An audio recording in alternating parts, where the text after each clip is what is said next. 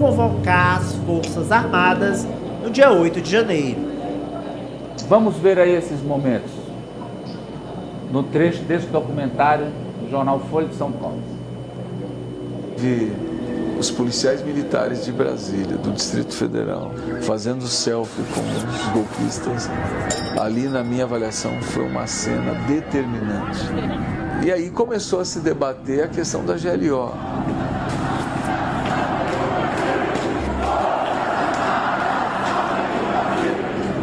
Eu ligo ao presidente, informo o que eu estava vendo, digo a ele, ó, nós temos que assumir o comando. Como é que assume o comando? Aí eu digo, ó, intervenção, artigo 34 da Constituição, tem o estado de defesa, tem GLO, num limite, assim, um estado de sítio, se houvesse dimensão nacional, que naquele momento não havia. Olha, nas conversas que eu tive com o ministro Flávio Dino, e foram muitas conversas, dentre várias coisas que ele me falou, ele aventou que uma das possibilidades era fazer GLO. E eu disse ao ministro Flávio Dino que não teria GLO. Eu não faria GLO, porque quem quiser o poder disputa as eleições e ganhe como eu ganhei as eleições. Por que eu, com 8 dias de governo, iria dar a outras pessoas o poder de resolver uma crise que eu achava que a gente tinha que resolver na política? Alguns ministros disseram para ele, olha, tem como sair da GLO. E se o senhor assinar a GLO, os comandantes das forças imediatamente têm poder para reagir. E aí a Janja, ela fica em pé, que ela estava sentada numa poltrona, e diz, olha, GLO não, é o poder civil entregando o país para o poder militar. Poliana. E toda a trama golpista, ela envolvia justamente que determinada a GLO haveria, em tese, o apoio de comandantes das Forças Armadas, do comando militar do país. A frustração foi justamente, primeiro, que o comando das Forças Armadas não embarcariam neste projeto absurdo e, segundo, que o governo não utilizou essa ferramenta naquele momento. Então, foi uma série de eventos que dificultaram, na verdade, a vida de quem pensava que a democracia do nosso país iria cair. Silas. Eu continuo achando que as Forças Armadas jamais assumiria um papel diante daquela baderna que aconteceu, mesmo que fosse decretado GLO, um papel de tomar o poder da democracia. Eu não acredito. Ali foram cabeças isoladas, um aqui, um militar aqui, outro ali, um maluco aqui, outro doido ali. Eu não acredito nessa tese. Agora, foi uma boa e um pitaco bom da primeira-dama, né? Foi um pitaco bom, porque não tinha necessidade de GLO, era uns baderneiros que estavam lá em Brasília, era a polícia agir realmente com a forma de ordem. Agora não tinha ninguém, não tinha comando. A polícia militar do DF não tinha comando. Ela estava lá descomandada, essa que é a grande verdade. E aí, porque a própria polícia militar do DF dava jeito ali naquela baderna. Mandava eu para lá que eu dava jeito, rapaz, como secretário. Não tenho dúvida, não. É ligeiro. Fala, Ari.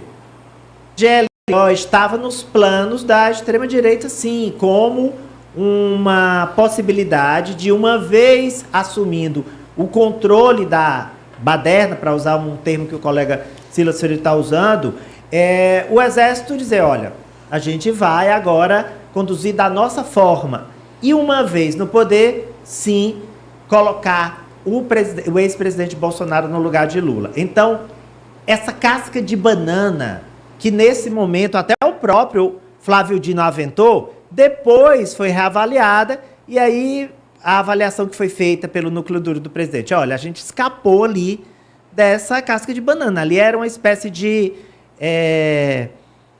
pegadinha, né? Porque a princípio poderia sim, vamos fazer um GLO, porque pode haver um efeito cascata pelas polícias militares e quartéis do Exército em todo o Brasil. Se houver esse efeito cascata, virar uma bola de neve, pode ser que o país se convulsione e aí sim haja um golpe efetivo. Havia esse risco? Havia, claro. A gente sabe que a maioria das polícias tem sim simpatia pelo ex-presidente Bolsonaro, elas são bolsonaristas.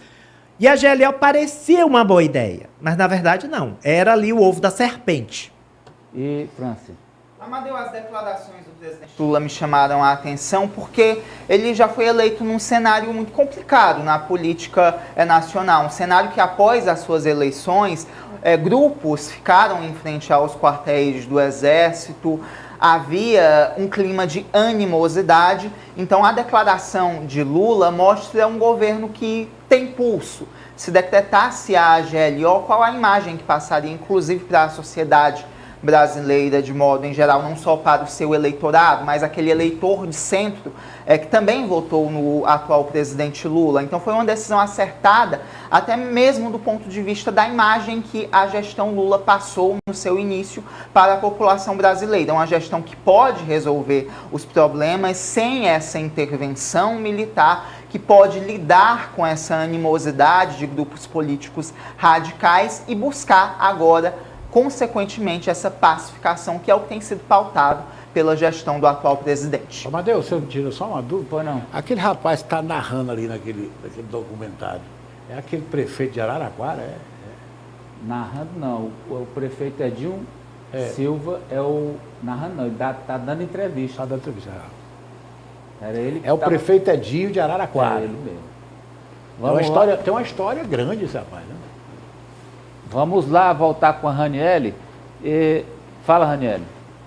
Amadeu, e complementando, inclusive, só ligando aqui os pontos para vocês. Na época, né, quem estava aqui no poder, que tomou as decisões, que orientou Lula de uma certa forma, né, meio que decifrou um enigma, porque depois foi comprovado nos depoimentos que a intenção desses criminosos era exatamente essa, né, que ele decretasse a garantia da lei e da ordem para que convencesse as Forças Armadas a dar um golpe, mesmo sabendo que não tinha esse apoio nas ruas. Então era assim um plano um pouco mirabolante, mas que foi confirmado.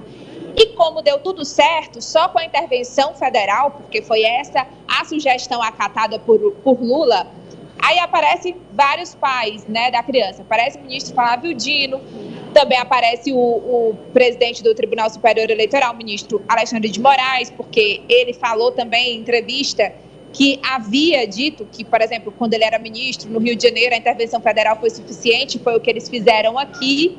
E Janja, né, ali com o bom senso, inclusive, nos bastidores já se comentava sobre isso, mas a gente realmente não tinha certeza de que foi ela quem interferiu ali para que Lula não decretasse a GLO, porque só o presidente pode fazer, e ela o tempo todo muito ativa.